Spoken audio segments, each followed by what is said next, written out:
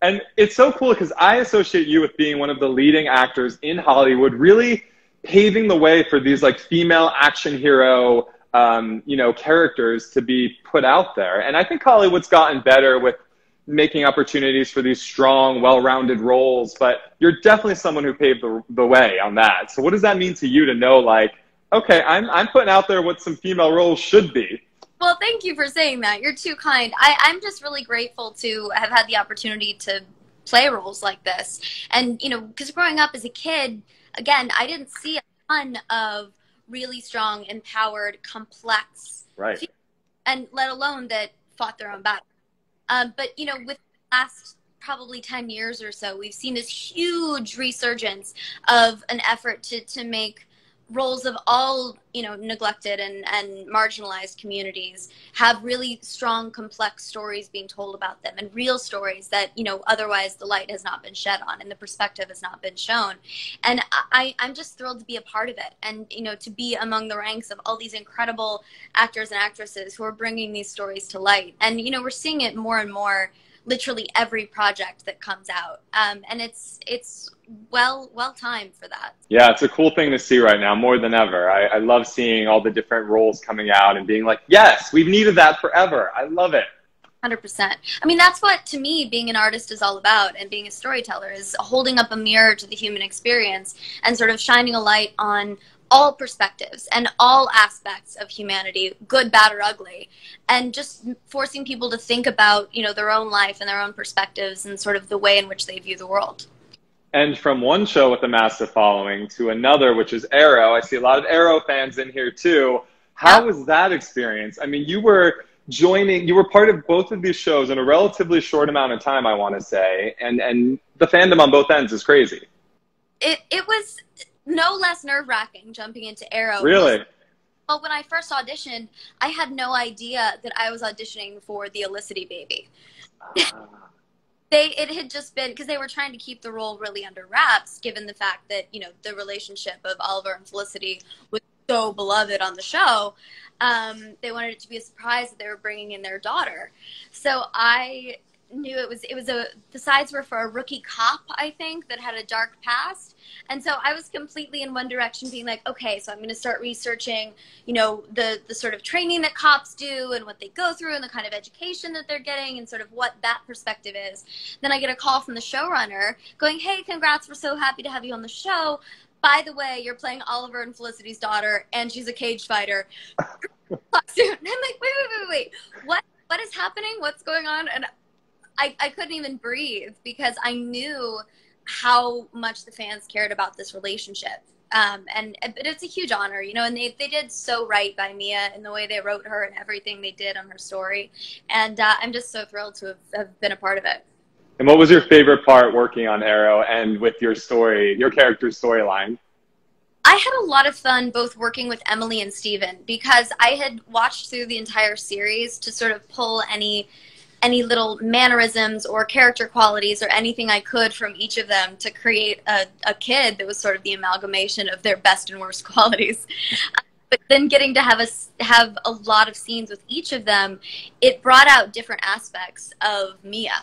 And so it was really interesting to see that interaction. But I had a lot of fun during the crossover. You know, I mean, there's few moments in an acting career where you kind of have to pinch yourself and go, okay, this is kind of cool. But when you're on set in a super suit with your superhero dad in a matching suit, and there's a couple of Supermen and Batwoman and Supergirl and White Canary and The Flash and all these amazing literal superheroes, it's really insanely cool. And I just, you know, I just kind of have to pinch myself.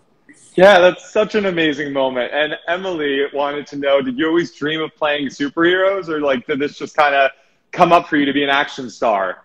It really just happened. I sort of fell into it. You know, it started with Maze Runner, and then I went straight into Shadowhunters, and then into Arrow. But, you know, again, it speaks to the sort of trends of what female roles are becoming. But, you know, when I started in this industry, I made a promise to myself that I didn't want to get stuck in one realm or one medium or one genre. I sort of want to do everything. You know, I want to do a good horror movie. I want to do a period piece in a corset and a hoop skirt. I want to do a musical. I want to go back and do all of every different genre and play every kind of character and, you know, live a million different lives. Clary versus Mia, who would win in like an all-out smackdown? Okay, I get asked this question a lot. And I think it depends on what rules you go by. Because technically, if you go by strictly fighting technique and their skills as a fighter, Mia would wipe the floor with Clary. I mean, she's been a fighter her whole life. But because Clary's a shadow hunter and has her superhuman abilities, I think she'd stand a chance if magic is involved. So that, you know, it depends on what rules we're playing by here. Okay, all right. Somebody asked if you'll play both in a show. You never know. I always used to joke about a Shadowhunter Supernatural crossover, but I think a Shadow Arrow crossover would be awesome. You know, aside from all your great work, I love that you put out messages that matter, and you've talked about, you know, the importance of positivity, and that you've been through things in your own life, and you've chosen and made the decision to not focus on the negative and focus more so on that positive. So talk to me more about this.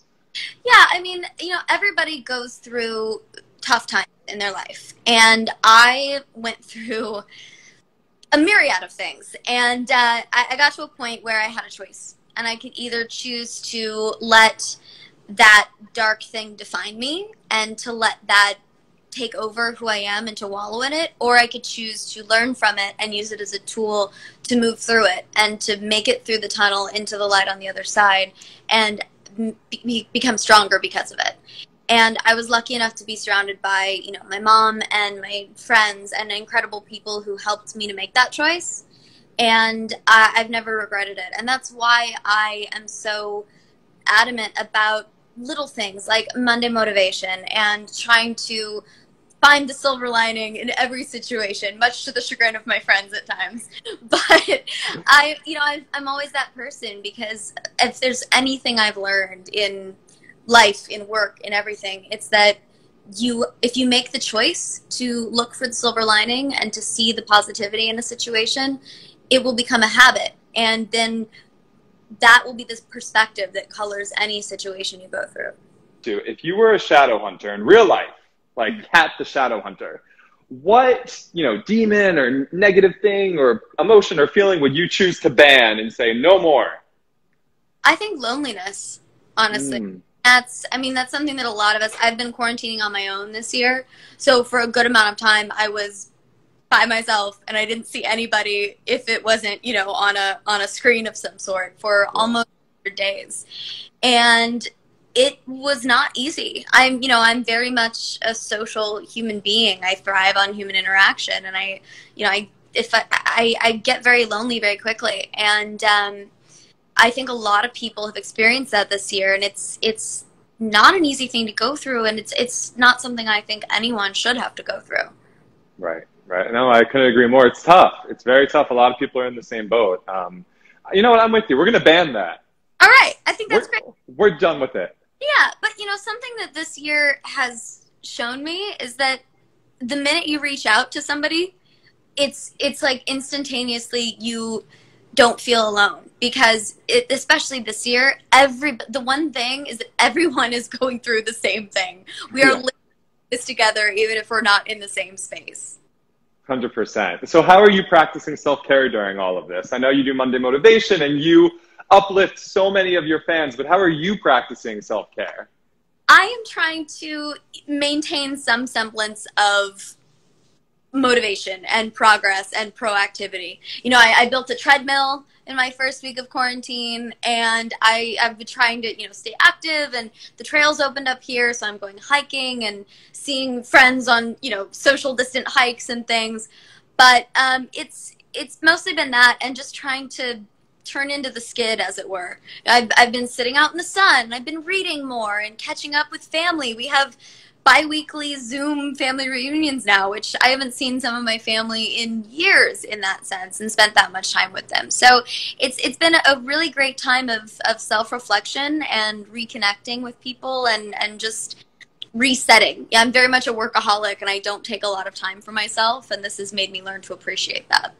What excites you for the future? What do you want to do? Like, one of the first things you want to do? Will you do anything more with the CW? And I missed the rest of it. more with the CW. I had a great time working with them, you know, and whether or not Green Arrow and the Canaries goes forward, I'm not done with Mia Smoke. So if Ooh, they okay. her back, she can go play in the crossovers. If there's another crisis, I'm there. But I think the thing I'm most excited for is traveling. Once the world opens back up again, I have friends, you know, in different parts of the world that I haven't seen. My best friend lives in London, and I haven't seen him in 8 months. So it's one of those things that I want an adventure, and I want to go explore, and I want to eat different foods and see different places and climb another mountain and take pictures and do all of that. It's such a learning experience, and it's soul food for me, and I miss it. So that'll be the first thing I do. You have lived a very colorful life. You've had so much success. You've had so many highs. Presumably you've had some lows like we all have had. What advice would you tell your younger self? I would tell my younger self to take a breath and know that it's all going to work out and it's all going to be okay in the end. If it's not okay, it's not the end. And just hang on. You're going to be fine if you just stay the course.